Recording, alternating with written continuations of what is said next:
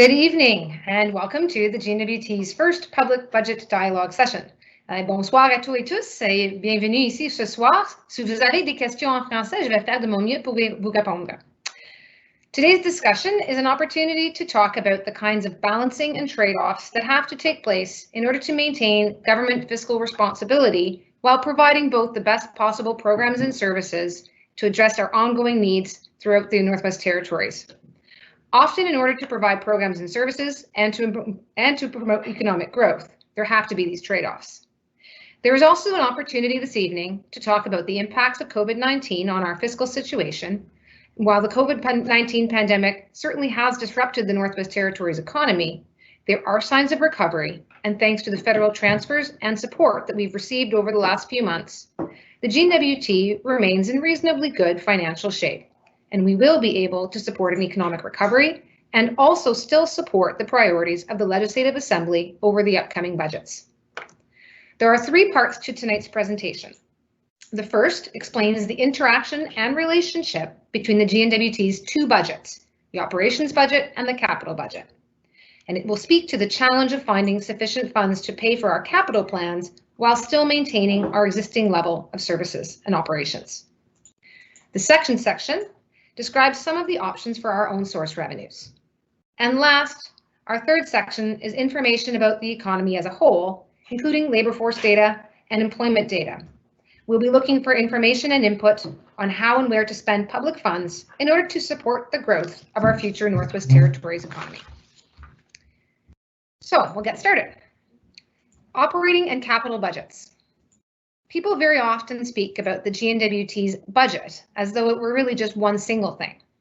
However, the GNWT has two budgets, a capital budget and an operating budget. The capital budget deals with expenditures for capital, such as roads, bridges, and buildings. These are items that are durable and have a long life.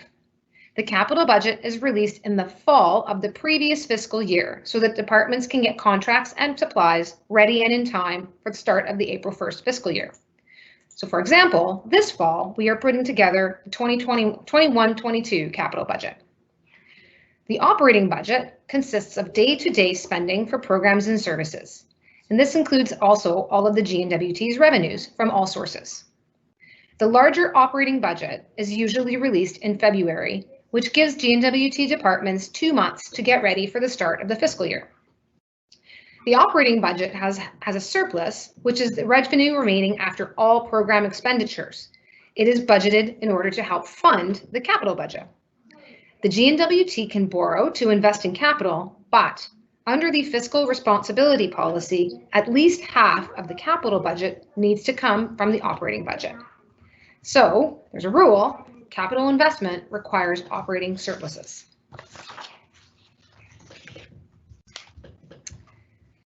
Balancing operating expenses with capital investment.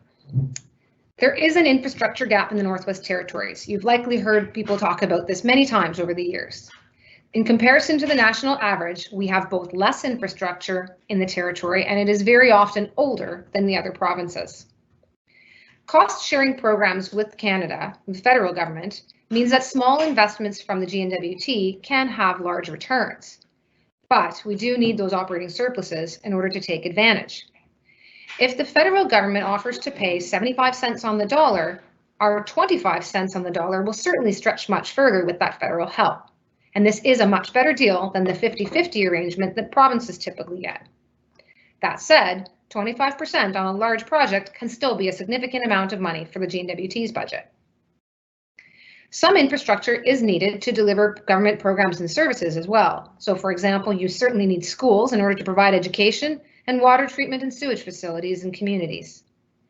Other infrastructure will not only support residents, but can also support business growth and may well be needed to support business growth, such as transportation infrastructure.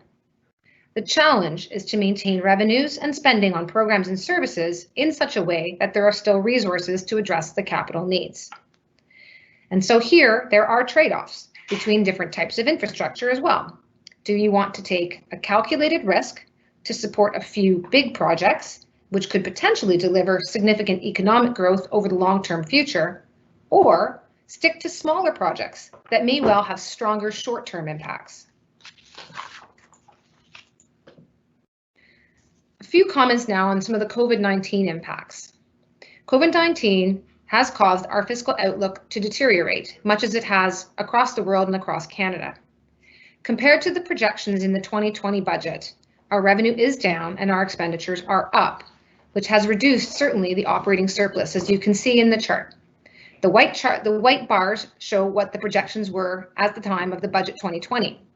The blue bars show the revised estimations and projections of what that surplus will be, keeping in mind and taking into account the impacts of COVID-19.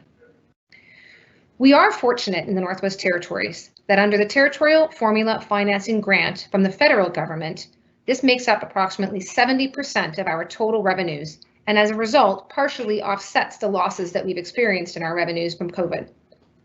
Over time, the revenue declines that we're projecting for this year and next year will mean that we get, in fact, higher grants in the following 4 years under the TIF. Canada has also provided some additional funding to support our COVID-19 response, and that has assisted in mitigating some of the added expenses. A few words on the surplus. Despite the global pandemic that has resulted in higher expenses and lower revenues, it will still have more revenue than what it spends on programs, and these operating surpluses will allow us to continue to invest in the much needed infrastructure. But that said, we still have very little wiggle room as we continue to increase our borrowing and debt in order to fund the capital budget. The current levels of borrowing simply are not sustainable, and if we keep it up, we will hit the borrowing limit, even though this has recently been increased. So again, the capital plan requires increases in operating surpluses. If surpluses are not maintained or restored, our capital plan will need to be revised. And keep in mind that the capital plan is a 20-year plan. It's an assessment over a lengthy period of time. The capital plan here is shown in the white bars as being much greater in terms of its needs than the operating surpluses, which are shown in the blue bars. The level of surpluses simply then does not meet the fiscal responsibility guideline, which you'll recall says that we have to have at least half of those surpluses to make up the capital budgets each year. In other words, we simply do not have enough money likely to be available in those surplus dollars in order to meet the needs that are being identified over the 20-year capital plan process. So, what can we do? There's a few options. We can certainly reduce spending, increase taxes, do both, and engage in borrowing. A few comments on those options for you. To improve the fiscal outlook does require taking some kinds of steps, either to increase revenues or reduce expenditures or both. So tax increases is one option, but this would have a limited effect. 80% of the budget here, of the GNWT's budget, comes from federal transfers. Very large tax increases would therefore be necessary in order to make enough revenue. Borrowing certainly can seem a tempting way to avoid an immediate fiscal reduction, but it is not a long-term sustainable option, neither for capital and much less for operating expenses. We certainly have funded our capital plan for many years using partial debt financing.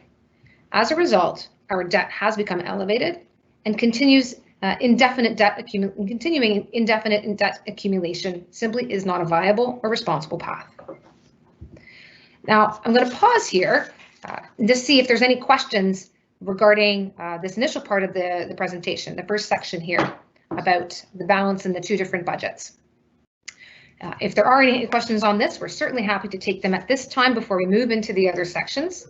Or if you have some feedback about some of our questions to think about, which we're drawing out from the survey that is available online. Some of the questions that are particularly relevant to this section are, what programs and services and infrastructure do you consider to be most beneficial to your community? And what programs and services and infrastructure might you be willing to give up the spending in order to see that spending being saved elsewhere?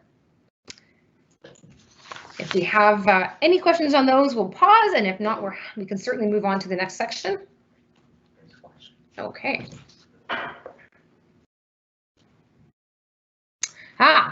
And what happens, so we do have a question. What happens if we hit the borrowing limit?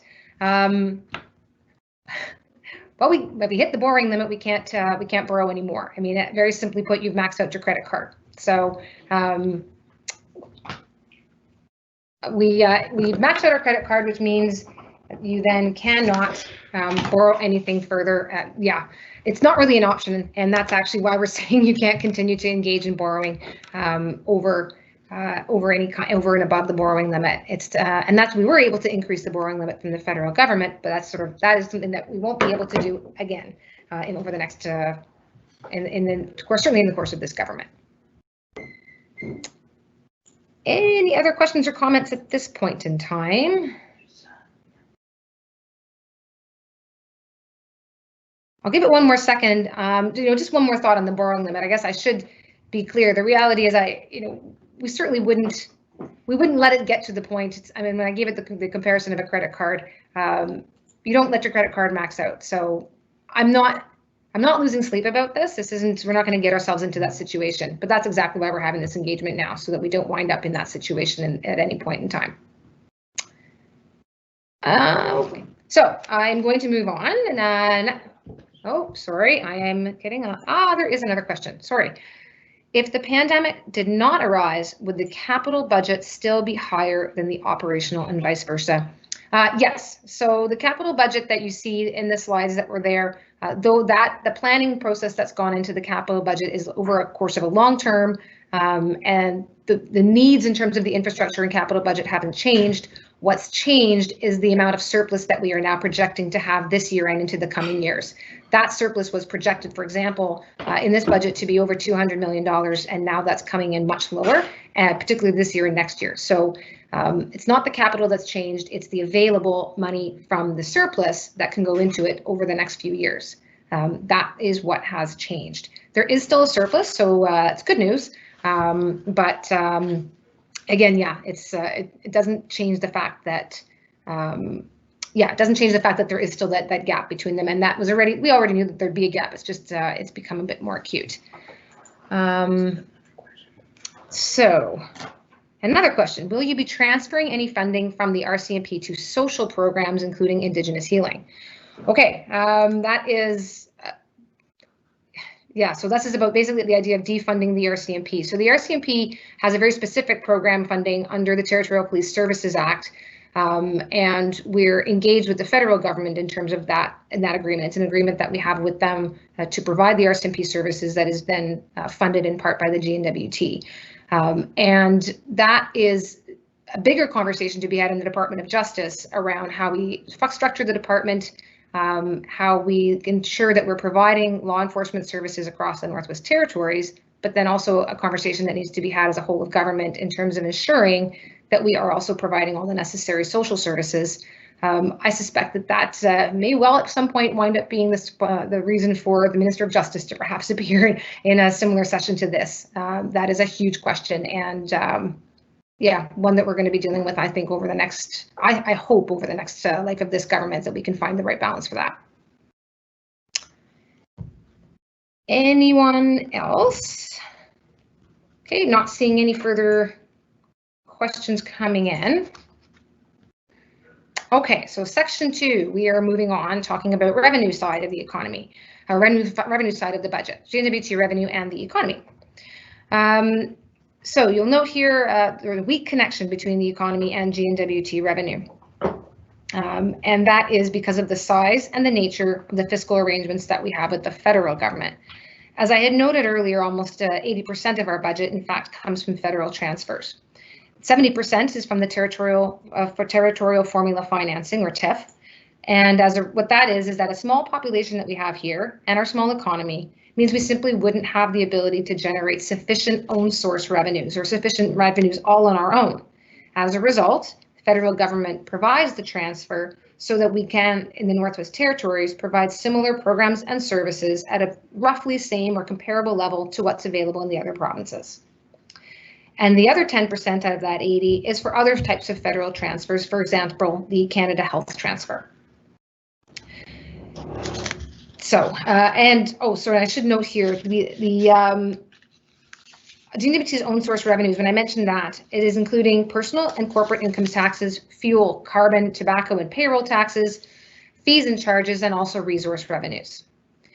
The GNWT does work to maintain a competitive tax regime in order to support the economy and encourage economic diversification and development. We want to keep our tax rates competitive so that the tax burden is not a deterrent on having individuals reside in the Northwest Territories or having businesses locate and be based in the Northwest Territories. Now, some ways that we can increase the tax revenue. Broadly speaking, there are two ways to increase tax revenue. Here we are, economic growth, or expanding the tax base, and increasing taxes. I'll just briefly mention or briefly describe both, and then the next few slides will get into a bit more detail. First, economic growth or expanding the tax base. More jobs pay more payroll tax. Greater personal income means higher taxes, and more business activity means more business tax revenues. So in other words, it's the same tax rates, but on a much larger base in order to generate additional revenue for the GNWT. Number two option, increasing taxes. This is by raising the rates or the user fees, or by introducing new taxes or fees, or some combination. There'd be no need to increase the number of payers, but rather asking that one or more of those groups simply have to pay more. So let's get into each of those options further. Firstly, in the option of increasing revenue through economic growth. Here's how growth in the Northwest Territories economy and population would result in higher revenues. Growth in the economy and population results in higher revenues because of a growth across the tax basis. But because, of course, our own source revenues still remain a small amount of overall revenues, even a significant economic growth would still perhaps only amount to a small growth in tax revenue. The biggest increase in revenues through economic growth would come from what would hopefully be associated growth in population, because every new resident represents approximately $39,000 in the territorial formula financing grant. Now, growth in tax revenues is constrained by two things: leakages. And what that means is that increases in economic activity in the Northwest Territories often leak out elsewhere. For example, there's a high number of goods that need to be purchased from other jurisdictions and brought here, so that the money is actually being spent in those other jurisdictions, as well as non-resident labor, so those individuals pay their taxes in the provinces or territories where they live. The other limit is that the tax base growth reduces federal transfers. In other words, there could be some partial clawback on the federal transfers under territorial formula financing, because it's again designed to make up for our lower ability to generate own source revenues. If in fact we are generating more own source revenues, well then our replacement transfer payments would go down. Now the other option that we started out with around increasing revenues is through tax increases. I'm actually going to deal with these bullets in the reverse order. The first note, and the good news, is that the GNWT would keep 100% of tax rate increases and new taxes, because under the federal territorial formula financing, there is not a penalty for increasing our tax effort. In fact, quite on the contrary, there's an incentive to be able to increase our own source revenues. The sales tax, the Northwest Territories, of course, has no sales tax at present, and a sales tax could be potentially a major source of revenue, as it would be in the provinces, aside from Alberta, that is, which is the only province that does not have a sales tax. But for example, if the GNWT wanted some significant tax revenue, a 2% harmonized sales tax would raise approximately $20 million in revenue. That said, it would also raise our overall NWT prices by approximately 1.4%.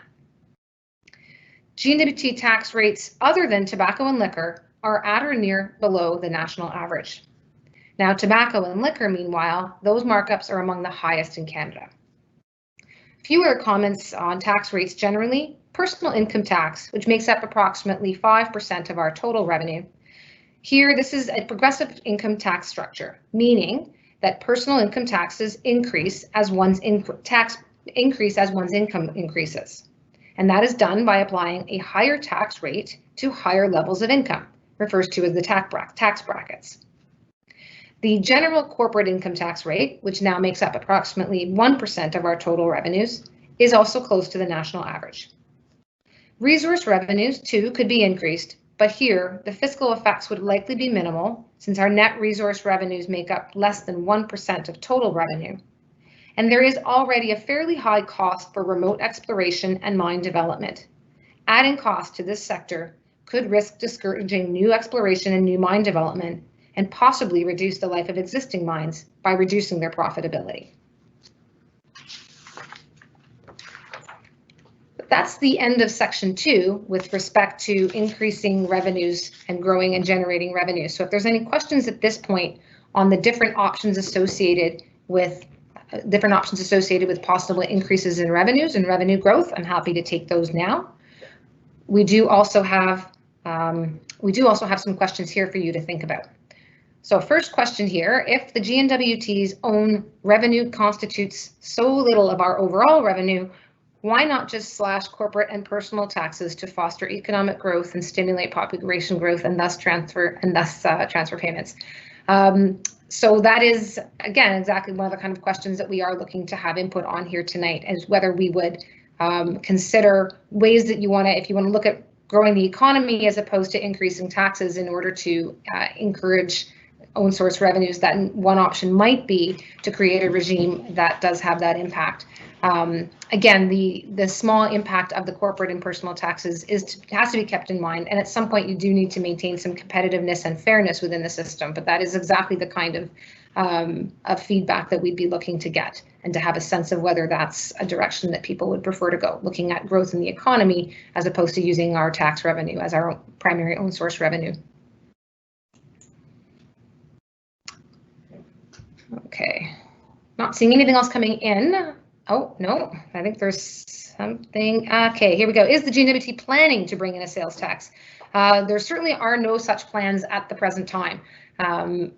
Again, and when I did mention the numbers and the estimates, part of the role of the Department of Finance is to run the models and to do the modeling so that we have a sense of what the impact of different tax choices would be, such as having the 2% harmonized sales tax, which, as I mentioned, would potentially raise 20 million in revenue, but also raise costs on products by approximately 1.4%.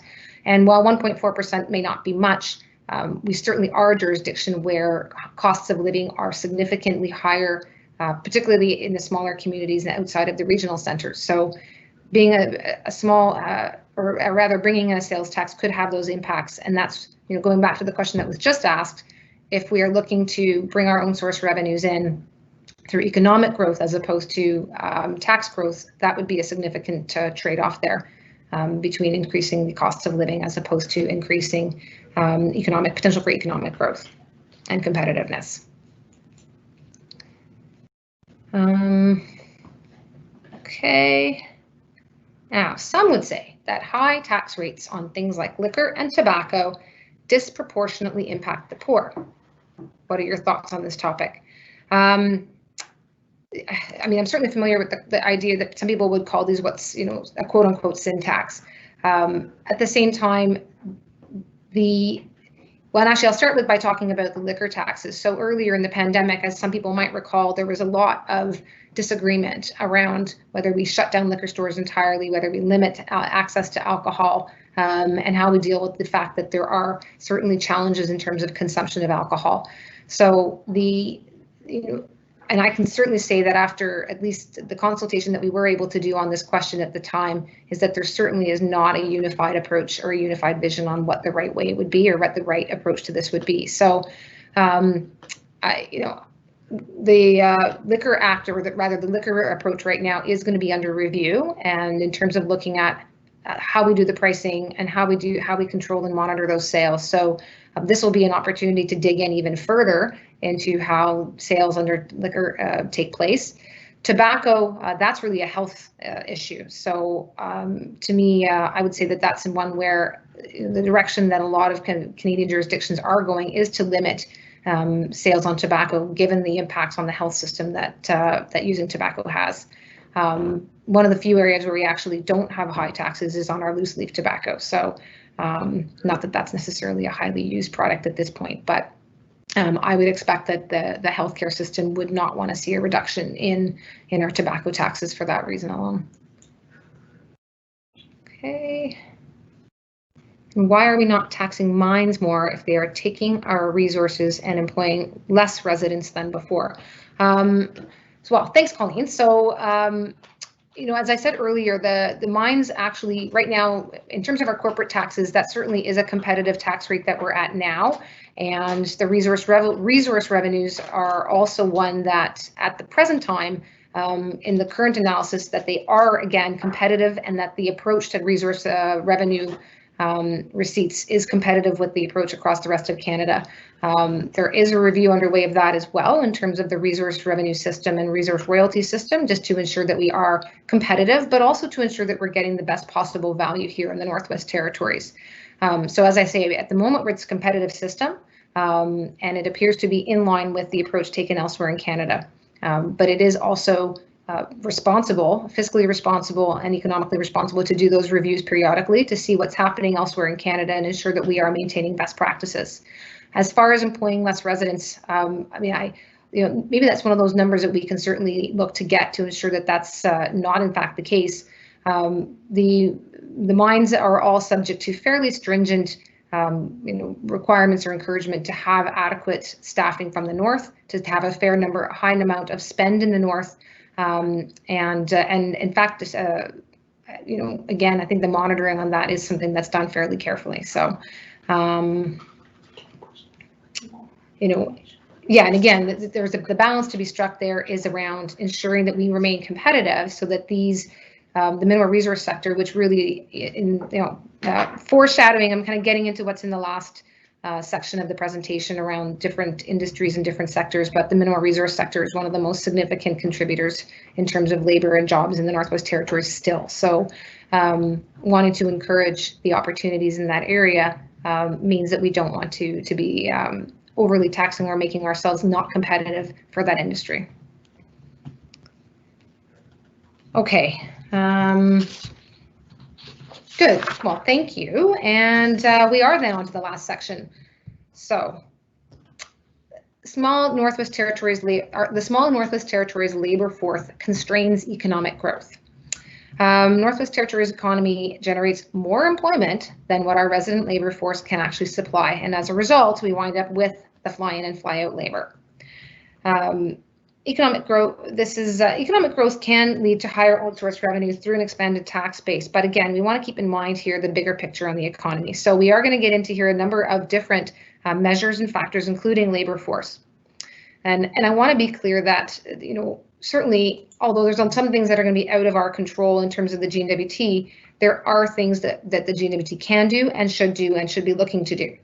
So observations about the labor force. The resident labor force is assumed to be relatively steady over the medium term, sitting at approximately 23,000 people. Of them, 21,000 are employed.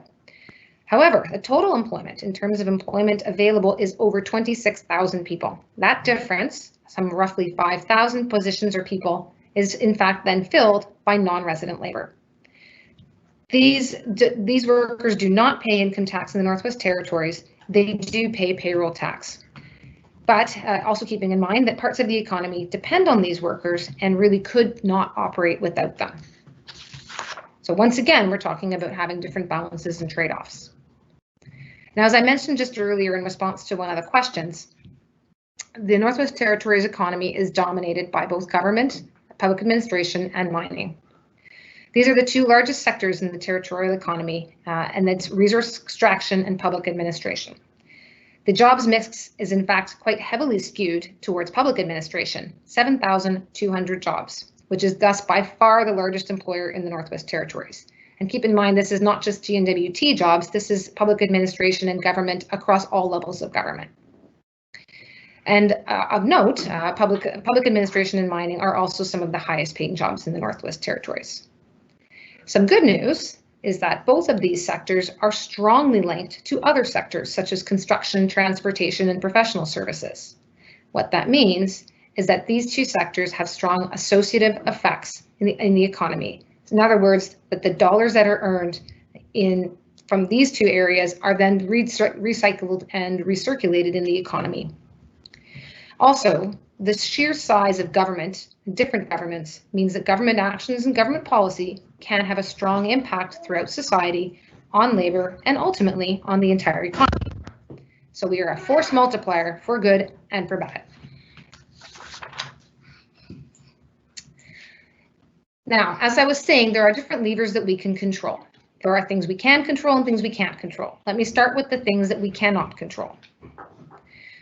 Having already just acknowledged the big role of public administration as a whole in the economy, including in particular that of the GNWT, let's turn to a few of these other issues. First of all, global demand for non-renewable resources. The development of a resource base is dependent on world prices, on the health of national and global financial systems, on other countries' policies, and other factors such as COVID-19. 2, international tourism. We have limited control on international tourism. International travel has collapsed due to health concerns and travel restrictions. There's no amount of international marketing. Bye. No, the international travel has collapsed due to health concerns and travel restrictions. No amount of international marketing will possibly change those realities right now. And really, it is impossible to know exactly when the situation will significantly change. The Northwest Territories population. The Northwest Territories continues to have a relatively small population, and therefore we have a small labor force and a small tax base. Efforts have been made over the past while and under different governments to try to increase the population, and yet the population remains relatively steady. Economic growth could continue to benefit fly-in and fly-out workers, at least equal to resident workers. But this is a particular challenge for areas of highly skilled labor where we are still catching up here in the Northwest Territories. So that was what we cannot control, but what can we control? Next, there we go.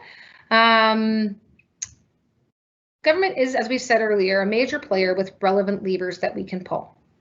There are actions that have direct effects on businesses and people, and we can significantly indirectly influence the economy by providing a supportive atmosphere where people and businesses can then turn around and make effective and productive choices.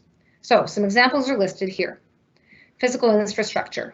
This would include the roads, the airports, libraries, health centers, and housing.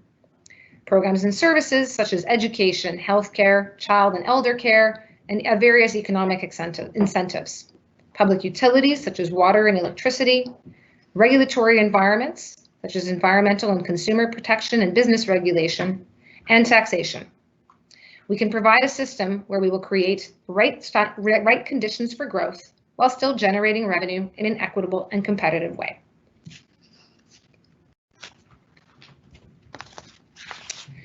So again, we're coming to the end of the third section. If there's questions about the wide lens economic picture, I'm happy to take them, whether that's about the labor force or some ways that government can influence the economy. Some questions again that are coming from the survey that you might want to provide your feedback on are listed here. And it's the bigger picture of what do we want the economy to look like? What kinds of jobs do we want to see more of in the territory? What kind of industries should the GNWT be focused on in terms of their support? And what other ways might the government support private businesses? And again, in what sector might we be supporting those private businesses?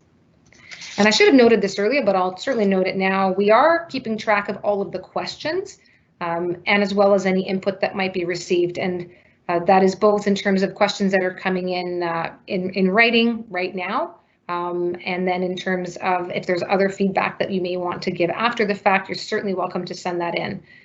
It's all being gathered, and we're thrilled to see that the survey is already having a good number of responses. So please do continue to go to the survey, and please do continue to send in whether it's questions on the side or emails after the fact. The point of this is to have a sense of the kinds of questions and concerns that people have that they want to raise. So it's not only getting your feedback, but it's also knowing what the questions are. It gives a sense of the kinds of issues that people are concerned about. So we are definitely grateful for all of that. Question. So has the GNWT considered reducing their staff to contribute to the labor force? would be a balance between additional workers available for the private sector and the possibility of residents exiting the Northwest Territories. I can certainly tell you that for the moment, certainly, there's no consideration right now of reducing the GNWT's overall staff. There are a number of departments that are fairly lean in terms of what they do, and right now we're looking to support all of the GNWT staff. There's been no discussion or intention to make any kinds of cuts to staffing, which would inevitably lead to, not inevitably, but certainly could have the risk of leading to a reduction in programs or services. So the ideal really would be to increase the population in order to be able to provide for more labor to be available locally, or again, to be able to increase the number of residents who are able to take some of the higher paying and more complicated positions. That certainly would be, that would be an opportunity to have people who are then earning more and being a bigger contributor in terms of their tax base. Certainly, also, if we are, we don't want to take a risk of, in fact, reducing the population in the Northwest Territories. As I said earlier, every individual that we get, $39,000 roughly, is the amount that gets transferred in order to provide the services under the Territorial Formula Financing Agreement. If we run the risk of losing people, then we lose those dollars. So we certainly want to be conscious of that, of not taking a risk of losing someone, or not only the employee but their family as well. What is the government doing to attract investment from the private sector and increase immigration to the territory? These are the areas that will grow the economy instead of increasing taxes. Yes, so I mean, again, earlier, as we said, there's those two options in terms of increasing your own source revenues. Do you sort of support an economic growth model, or do you try to raise your own source revenues through taxes? And if we're going to try to remain a competitive place under the tax regime, then yes, certainly, the price tag that I just put there of approximately $39,000 per person is certainly significant. So increasing investment from the private sector. I mean, I guess then the next question there might becomes what areas of the private sector we want to increase that investment in. As I mentioned earlier, right now, our largest sector is in terms of the mineral resource sector, but it is not the only one. And there are a variety of different options that might be available. So that's actually exactly the kind of feedback that we're interested to get a sense of, is where do people see those next options, the next strongest options to be? Where do people see those opportunities to be? And this is a particularly interesting question, perhaps after COVID, where our tourism industry that was growing and becoming a stronger force right now certainly is going to be struggling for the next little while, unfortunately, which isn't to say that that doesn't mean we don't support it. Maybe that still is a way of supporting it, just in a way that's different. So I think that's an excellent question. It's exactly the question we want to be asking right now. Can we reduce the salaries of senior employees or reduce the Northern Allowance? I feel like, or reduce the Northern Allowance. I feel like GNWT employees will be okay without it. So similar answer to just earlier, which is that at the present time, we are not engaging in any kind of cuts to the GNWT. We're not engaging in any cuts to staff or to their salaries. And I know there certainly is a perception. I've certainly heard the perception, the idea that there's people that are just simply paid too much. The GNWT right now needs to be competitive. Vis-a-vis other provinces and territories, and it needs to be competitive in order to make sure that we do have senior employees with the right skill set to be able to provide all the programs and services and guidance and direction to actually deliver on what what GNWT needs to deliver on. So I know that's a popular one, but it would certainly not necessarily produce all of the easiest results. If we lose staff and if we lose people, then we may be losing people to the territories, which has a pretty negative effect pretty quickly.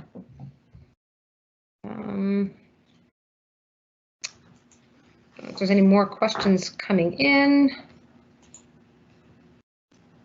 Any plans on privatizing crown corporations to save costs? Okay, well, that's an interesting That is an interesting question, and again, that's actually excellent feedback. That's again right back to the kinds of thoughts and considerations that we certainly want to hear. There are some crown corporations operating, and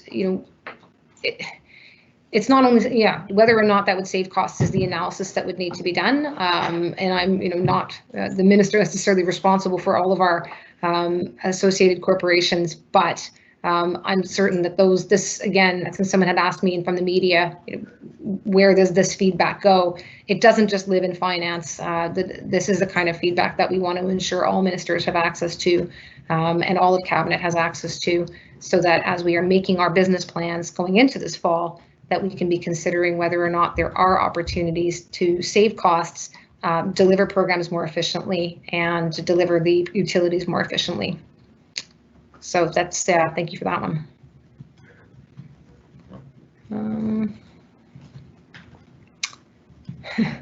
Tourism has become a money funnel for Fort Smith. Are they the only place in the world that pay tourists to go there, and that has to stop? Well, that is a strong statement then around whether or not this is an industry that we want to be necessarily focused on or supporting. So that said, if we want to diversify the economy, I think we need to be cognizant and be aware that that tourism for a long time certainly did seem to be a growing sector in the Northwest Territories, and it may well return to being a growing sector in the Northwest Territories. How we get there and the balance between what degree the government supports the sector versus whether the government provides other, for example, industry investments or infrastructure investments that can support a variety of sectors and not just one. So if we provide, for example, stronger transportation networks, whether it's in terms of airports or highways, well, that may well have the impact of supporting tourism. It makes it easier to get to where you're trying to go without directly supporting the tourism industry. So, that's again, this is helpful. This is the kind of helpful feedback that we do want to be aware of as to where do people see opportunities and where do they see opportunities that are no longer most relevant or most pressing.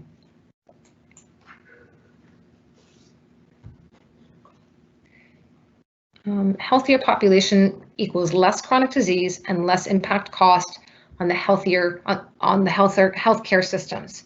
How could we offer healthier food incentives to reduce the cost of health food and tax junk food to offset the cost of healthier food choices? There is definitely a lot of evidence that suggests that if you have good health indicators, good social indicators, that yes, you are ultimately receiving a good social return on your investment. There's less cost to the healthcare system. There's less cost to a variety of social systems. So yeah, investing certainly in people is a good way of making a long-term investment in the economy. I think that certainly has become a fairly well-known fact. Now, what can you do to encourage that? Well, and this is where, earlier when we were saying that there's no intention of cutting right now, in budget 2020, there was no cuts. There was no, people I think called it sort of a status quo budget because there was not a lot of change being suggested or being promoted. And that is one of the critical questions, is we want to be able to maintain the level of program and services that we have now. And the question for discussion really would be, do we maybe we potentially, rather than just saying, what do we do to maintain it? Maybe one of the questions that's being asked here is, what should we be doing to, in fact, increase those services so that we can really provide even more in terms of our healthcare system and social services system? Reducing the cost of health food. Yeah, that's, food security certainly is on the mandate for this assembly. There's no shortage of awareness that food security is a significant issue. How do we access better food security again? And the way we might do that in one community in the Northwest Territories might be different than what we do in another. And then last, taxing junk food. Certainly, a sugar tax was floated under the last assembly and simply didn't have the support. And I don't know that it bore fruit.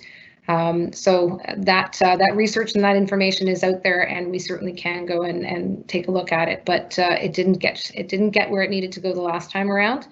Again, this is I mean, I think certainly my initial takeaway is what can we do to have healthier people who can then better contribute to the economy. And if I was talking earlier about that lack of having enough labor force, particularly the skilled labor force, well, if we have a healthy population, well educated, and with healthy food, somewhere to live, an argument is that helps grow your economy because those people are better able to go out and work.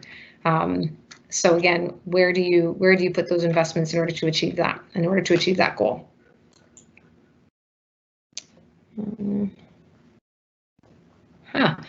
Will the government consider making the internet a public utility? So right now, our role in terms of internet service provision in the GNWT, we're certainly not an internet service provider. The GNWT has a role in terms of advocating for good public for good access to broadband. The GNWT has a role in terms of, as a customer of broadband, in terms of providing access in our healthcare centers, educational systems, and in other GNWT offices, which is not an insignificant thing. That helps bring that internet into individual communities across the Northwest Territories. And of course, being a geography the size that we are, that is a significant contribution to be able to make. And we are also involved in a role in terms of the federal government, in terms of seeking funding through many funds right now. The need for broadband is something that was already apparent before COVID, but of course only even more so now. And we're not alone in our need.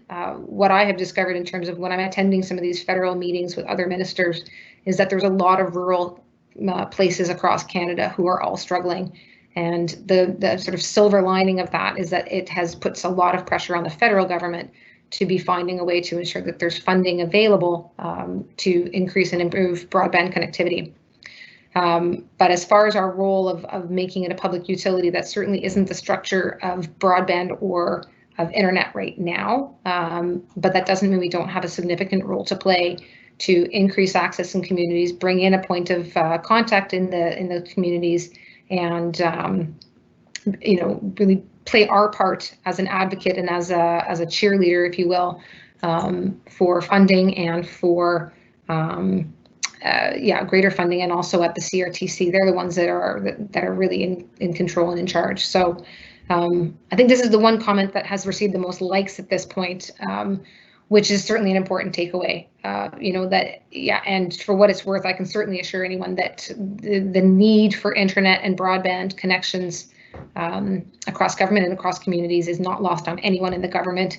And it's a question of how do we do it, how quickly can we do it, and how much can, even if we have all the money in the world, it doesn't mean that we can just turn on a switch. There has to be some infrastructure investment. So going back to earlier when we talked about that capital plan, what can we do to help? What can we do to help short term, but also what do we need to do to plan for the long term?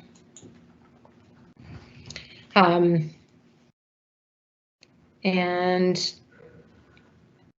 how does the local university fit?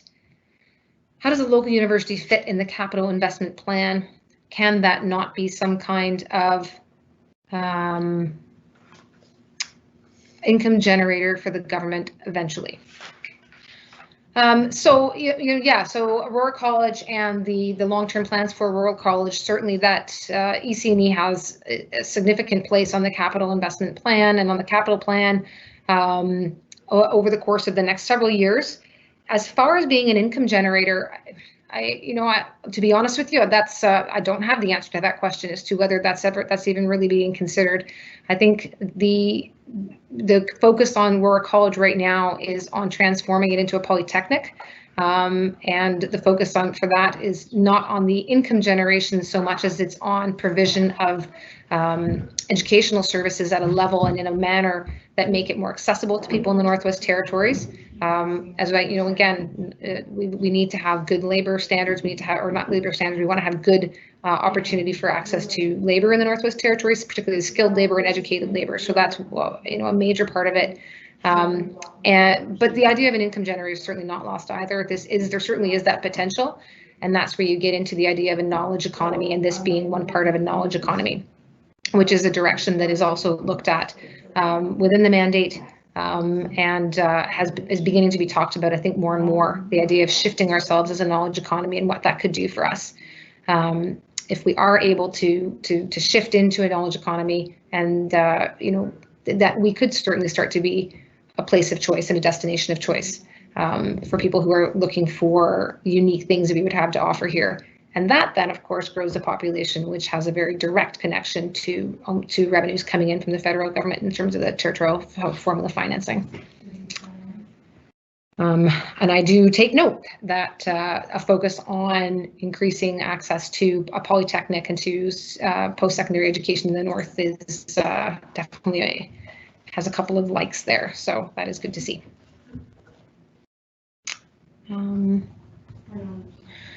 When will we start looking at revenue generators in the healthcare system for things that are not insured? So rehabilitation, eye exams, not sustainable. Not sure it's sustainable for the health budget to increase over the last 20 years. So yeah, you're certainly you're not wrong that the healthcare system right now is a significant part of the budget in terms of our expenses on programs and services. And we're not alone in those challenges in Canada either. That's a challenge that is faced by, I think, a lot of provinces and territories.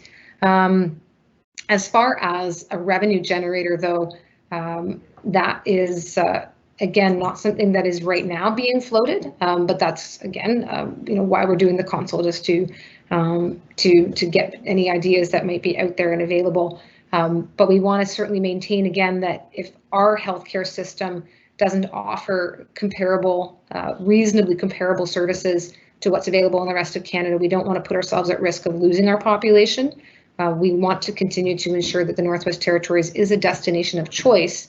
So we certainly would want to have at least comparable services to other parts of Canada, particularly in healthcare and education. I think those are two areas, as we're seeing here, where that impact people's lives so significantly that we want to be we want to be cautious when we're if we're talking about cutting programs or increasing fees to programs. But yeah, as we said, increasing fees, that is certainly a revenue generating option. So, okay.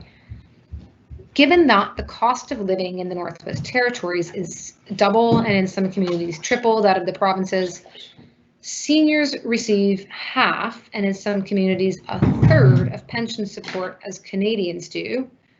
Would addressing this inequity help generate more economic growth in the communities?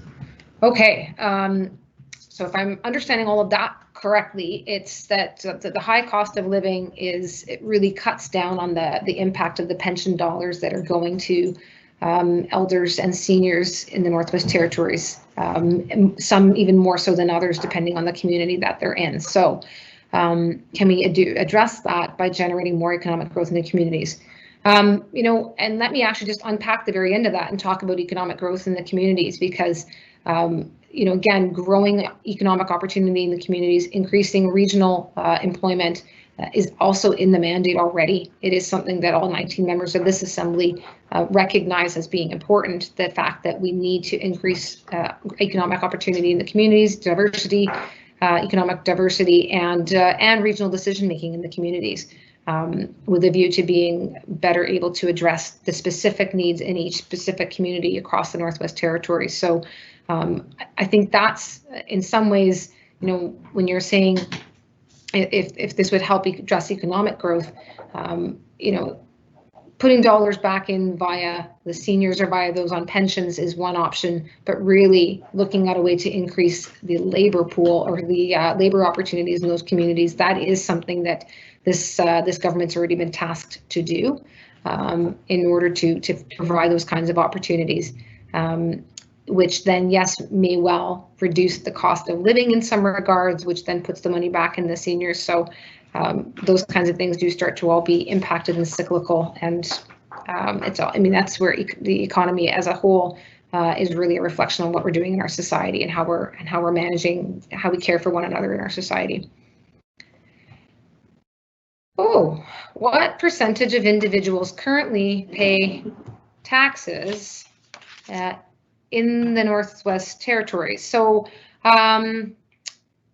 there are apparently approximately 30,000 people on the income tax roll out of a population of sort of roughly 45,000 who would be of age. So I guess that's about 67%, if we're getting that question correctly.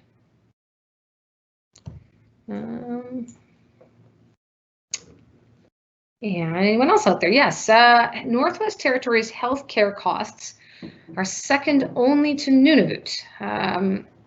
A focus on preventive primary care that is more interventionist can incur significant savings. Yes, absolutely. I think that's an excellent observation.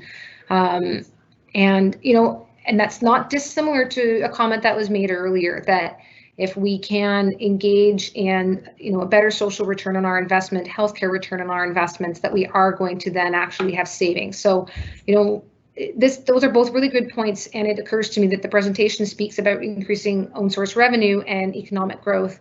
And we've sort of said that balance of not cutting programs and services, but really this is a different take on it, is that we can actually incur significant savings if you're investing in the right places to make people healthier and provide them an education that then allows them to go out and be innovative in and of themselves, and they can then grow the economy. So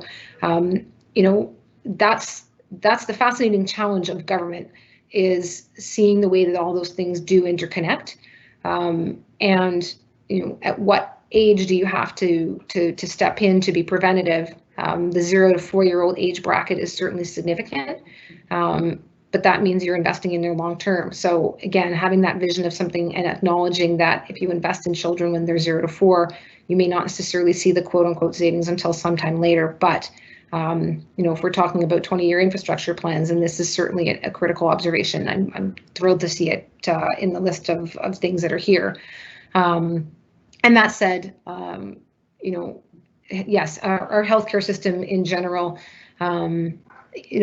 preventive primary care, I think, is a focus already. And I'm certainly not the Minister of Health and Social Services, but that is something that is being very actively spoken of, very actively talked about.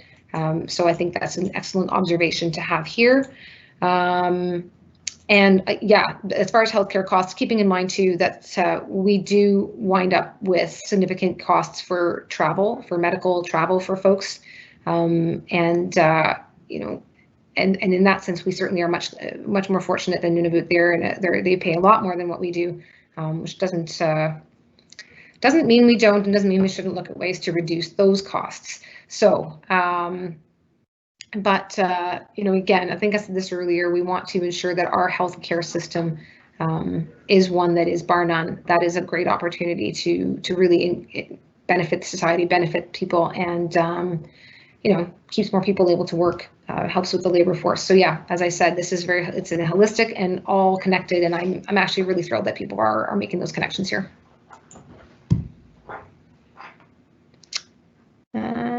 And is GNWT considering P3 projects?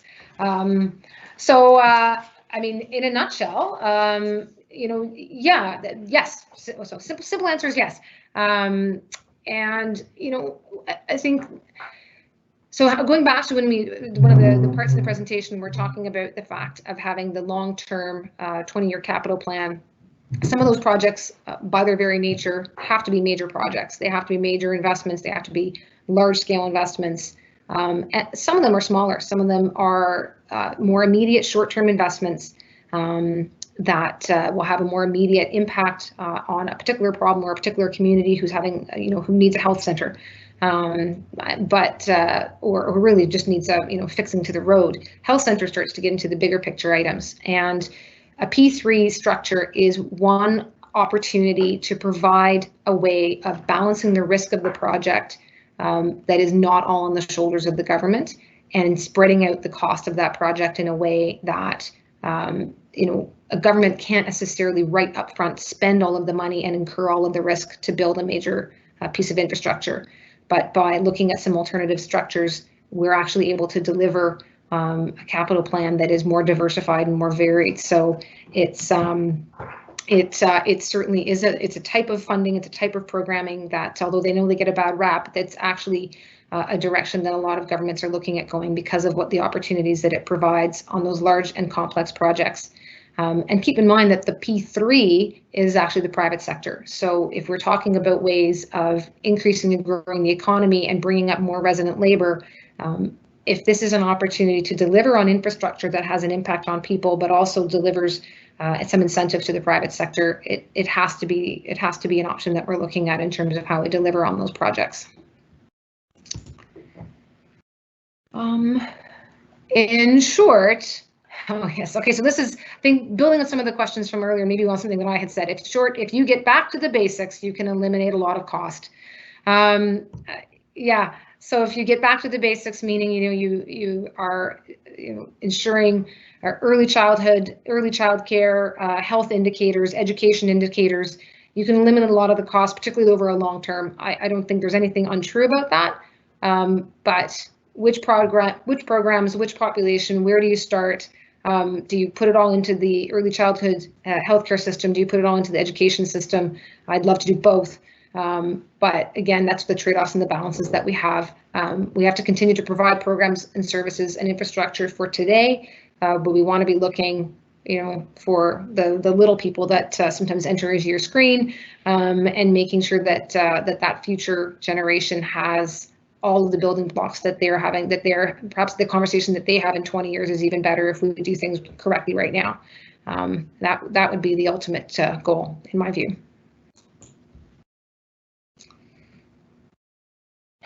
I think that 7,200 government employees is excessive, and that's costing too much to deliver. So, so keep in mind, I think only roughly, I want to say, sort of take a wild guess, of around 4,500 are actually GNWT employees.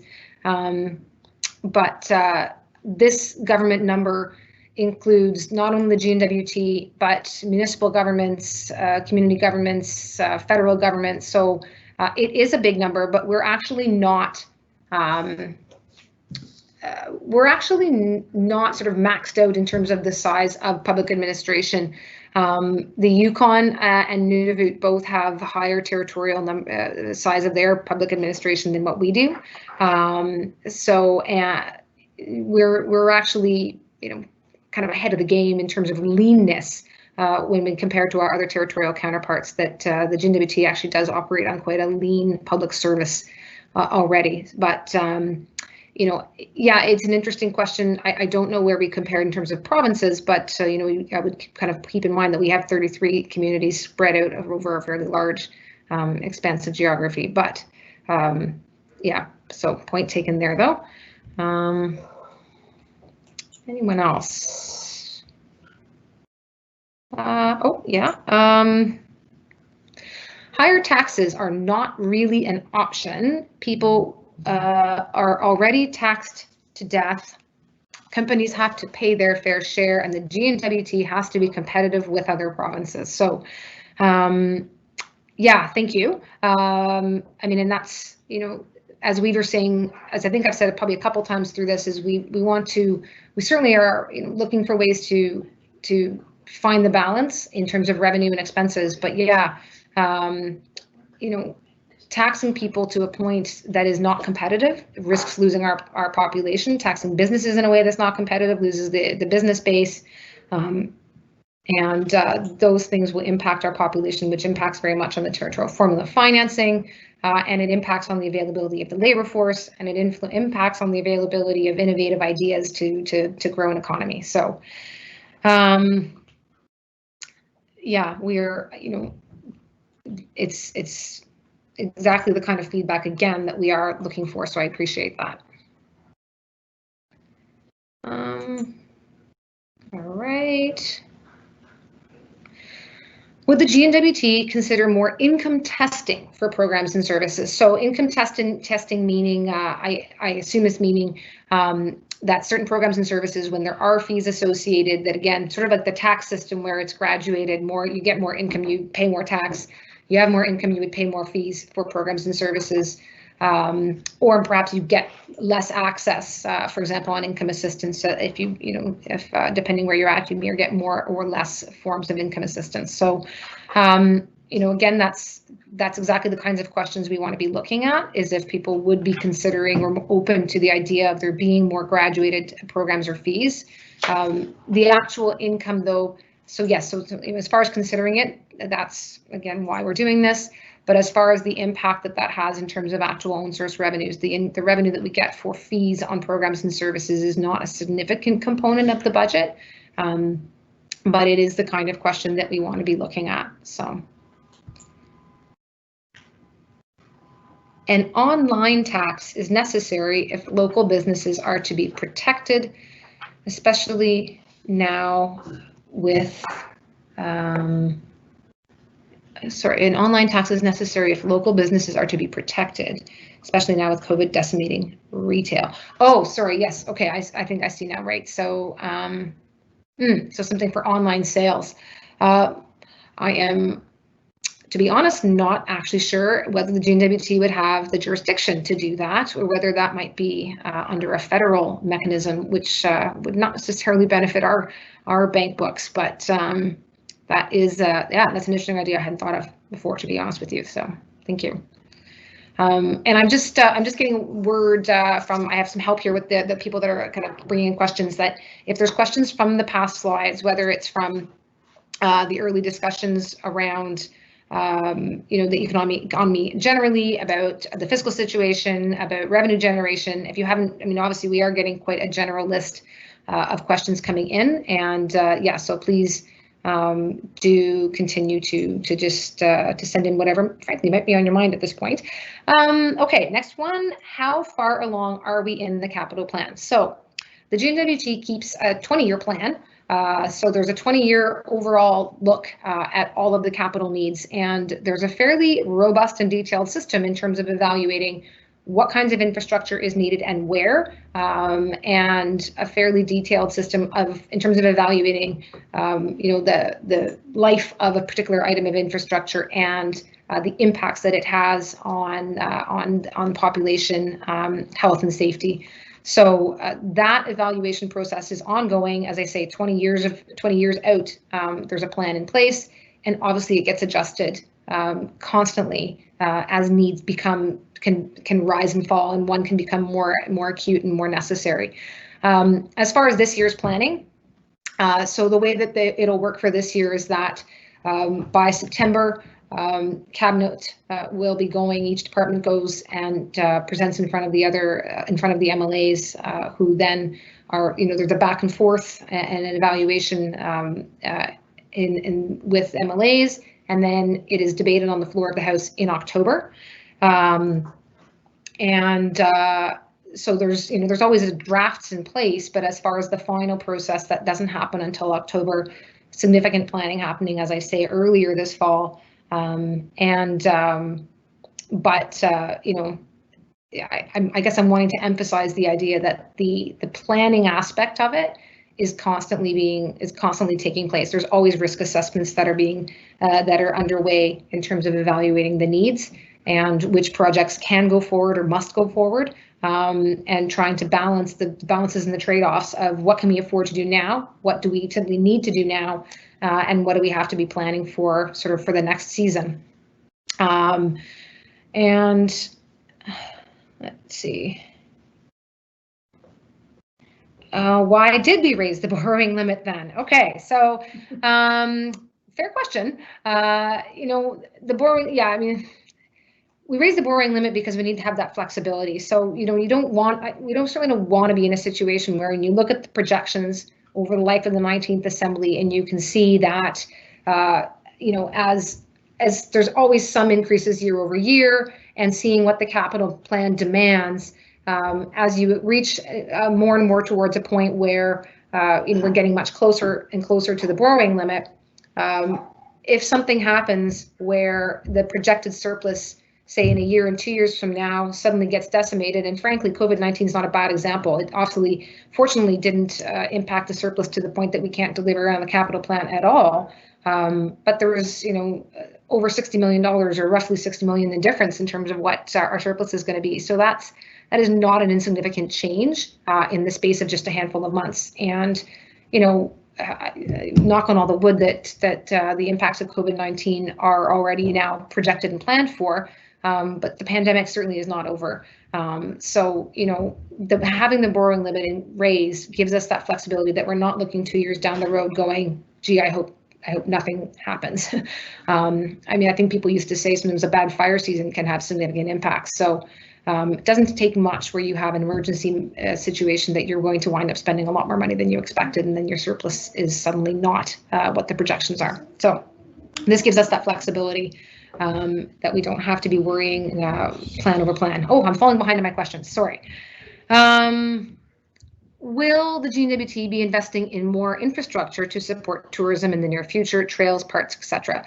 You know, and I don't actually have a copy of the capital plan in front of me, to be perfectly honest with you, but you know, and it's interesting because earlier, of course, someone else is saying, you know, is tourism where we should be investing?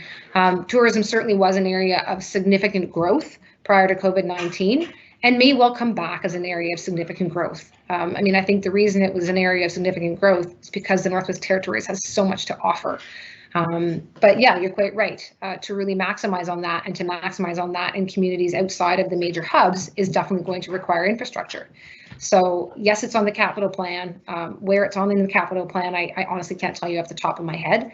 But I would say that is something that is, you know, exactly the kind of area that we want to get a sense of, is that if people still feel positive and hopeful looking at the tourism sector as one that can return, whether it's from, you know, staycations for now and then Canadian tourists and then beyond, you know, then that is something that gets that investment so that it can actually make a significant difference to that industry. And with things like trails and parks, which are of a significantly different level of cost than, you know, we're a college campus, for example. Addressing the housing crisis with more home construction would provide significant short-term and long-term economic and social benefits to the Northwest Territories residents. So is this option one that is currently on the planning table? Yeah, short answer is yes. And the reason I say that, again, is that this is in the mandate for the 19th Assembly, and that this government certainly was tasked in no uncertain terms to provide an increase in available housing stock and available housing across the Northwest Territories. So the Northwest Territories Housing Corporation is working quite actively to ensure that they are maximizing their ability to deliver on this promise that's been made.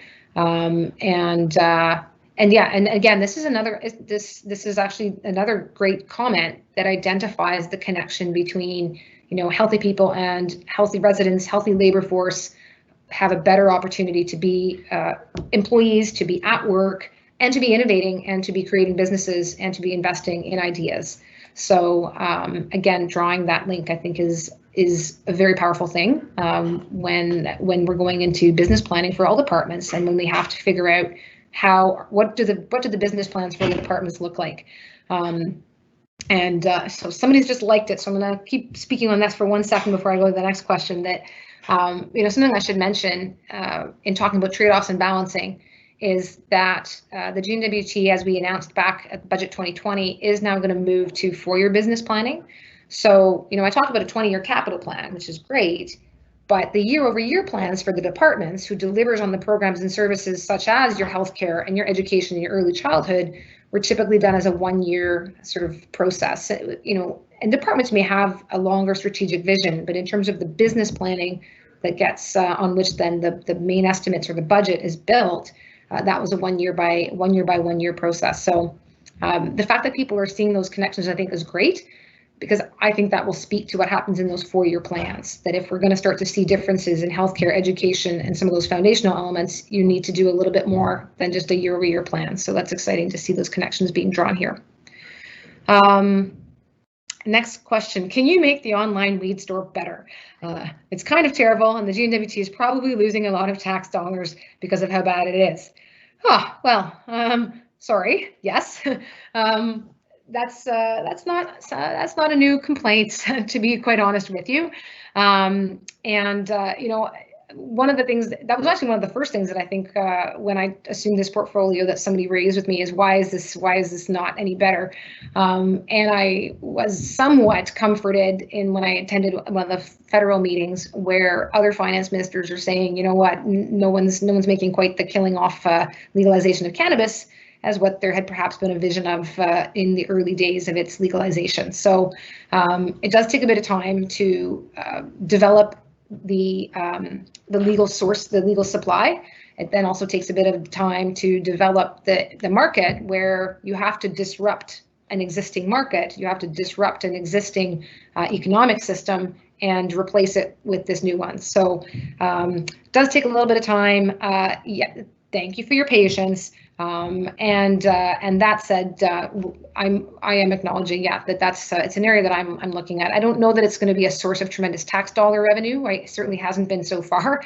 But if we look at the point being to disrupt an illegal market, that should be incentive enough. So. Raising taxes would cost you people. Yeah, thank you. That's, and that's, I think I said that earlier, that talking about tax competitiveness, that is exactly the concern. Is there a tipping point? And maybe we're already at it. That if, keeping in mind the cost of living is high, and, we want to incentivize people to move here and stay here, and not to be going the other direction. So that's a kind of comment. That comment is very helpful. Thank you. And how long do you expect COVID to impact the Northwest Territories economy, even after COVID is long gone? I wish I had the answer to that. I think every other finance minister in Canada would probably call me up tomorrow morning and ask me how I know, because sadly I can't answer that question. What we're trying to do is to right now, focus still has to be on the health system and ensuring that we maintain our health system, that we maintain the health of the population and of our communities, number one. And, I know I hear the frustration that is out in the community. Certainly in Yellowknife, there's frustration around, how much longer do we have to have restrictions? How much longer do we have to be under some of the health orders? But I don't have to look far into the provinces to see that there's still quite a lot of community spread happening, and that we have we actually, as much as it may not feel that way, we actually do have quite a lot of folks that do come back and forth across the border for a variety of reasons. So number one simply has to be that we are continuing to work with our Chief Public Health Officer to keep ourselves and all of our population safe. And then beyond that, how is it going to impact the economy? Well, again, fortunately, we haven't been deeply impacted here, certainly not by comparison to some of the other economies across Canada. For us, this is really an opportunity to just take a step back and to do consultations like this and say, as we emerge, do we want to shift focus? How do we want to shift focus, and where and how can we do that? Can we find opportunities for disruption after, when we're taking this breather? So, and even after COVID is long gone,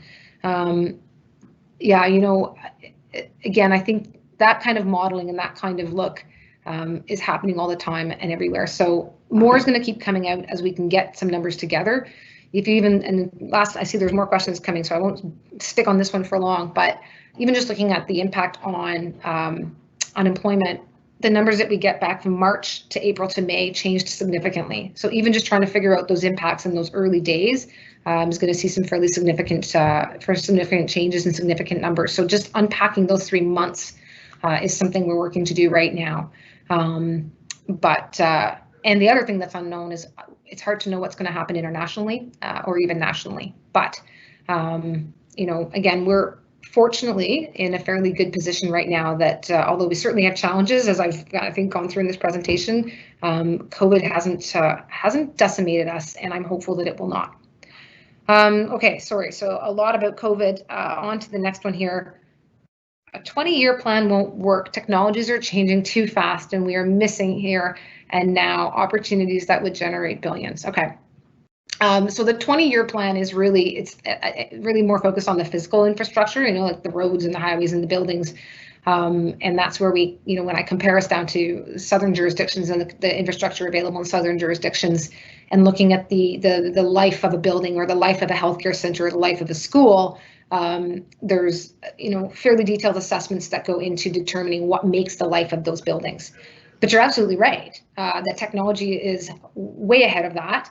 And somebody earlier mentioned broadband, and when I also said that, so that's the 20-year, the capital plan is one thing, the capital budget is another, and that there's a plan in place, but then there's the actual execution that happens where every year and constantly there's that analysis of what needs to move forward and what needs to move forward now, and there's adjustments all the time. But I still think that's an important point to make, that technology and the pace of change in the world, socially and economically, is far beyond 20 years. So we need to be alive to those changes and alive to the need to find opportunities to take those changes. So I think I mentioned earlier the approach to an economy being a knowledge economy.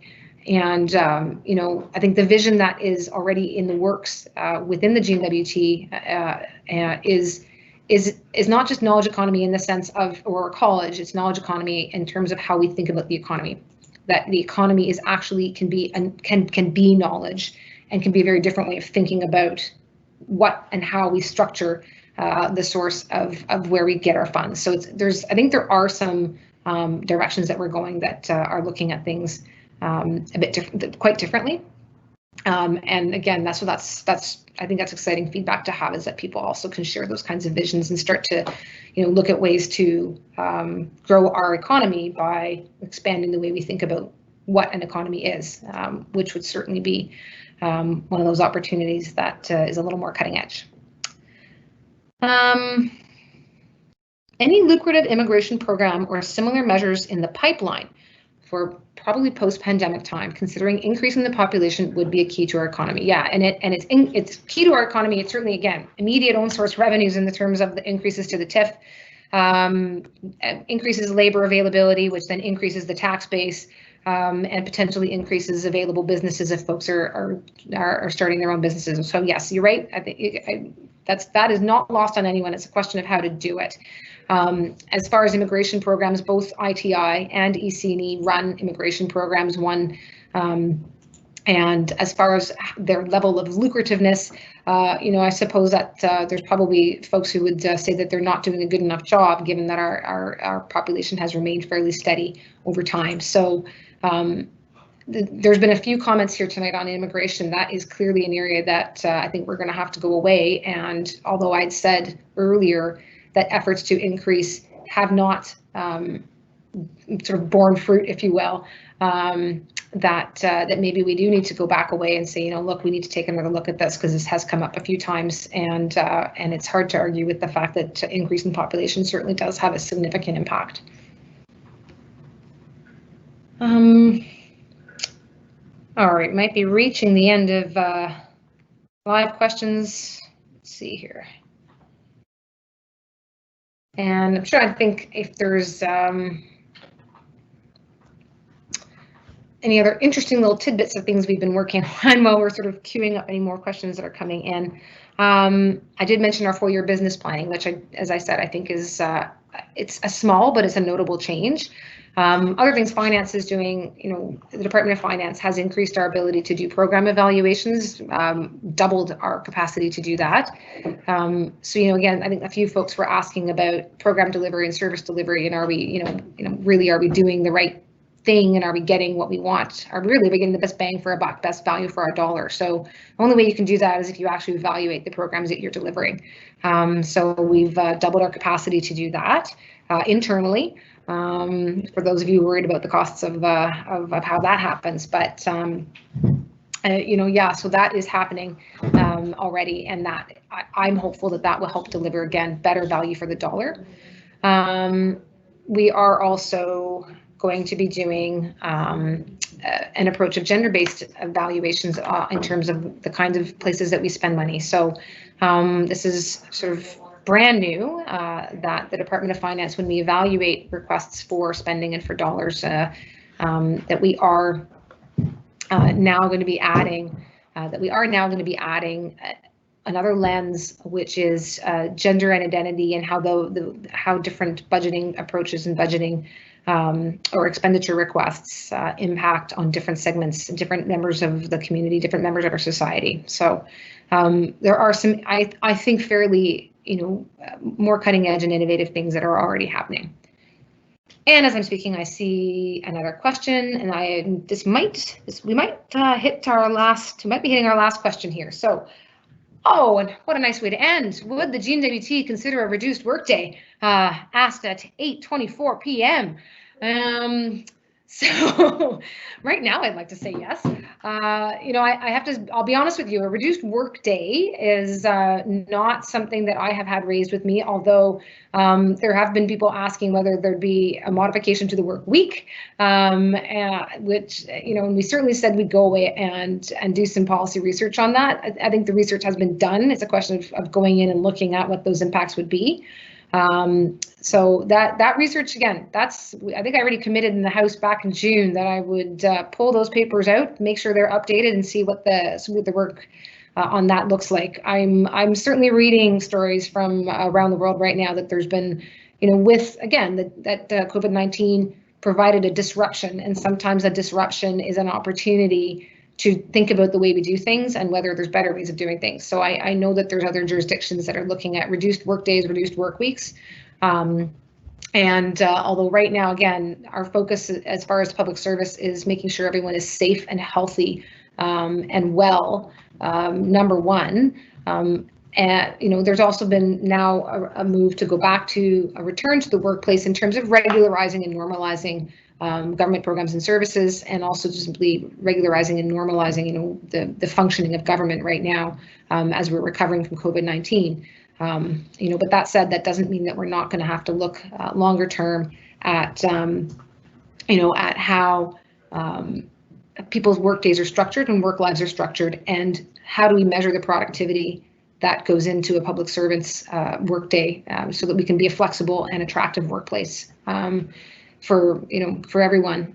We're talking about recruitment and retention and bringing people to the north. Well, wouldn't that be just another great way to see if we can bring more people in and more people up by being a sort of number one employer in Canada? So we'll see where that goes.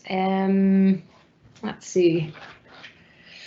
Okay, and I think being yes, so 8:27, we're into the dying moments here, and I can't forget, please do also, again, all of the comments that have been received by the moderator tonight have been recorded.